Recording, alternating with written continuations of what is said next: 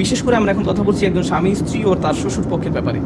একজন ছেলে সন্তান হিসাবে আমাকে আমার বাবা মায়ের প্রতি অনুগত হতে হবে, তাদের সম্মান দেখাতে হবে, দয়া দেখাতে হবে, তারা আমার কাছে যাই চায় তা পূরণ করতে হবে, যদি না তারা আমাকে ইসলামের বাইরে কিছু করতে আদেশ দেয় কিংবা আল্লাহকে অমান্য করতে আদেশ দেয়।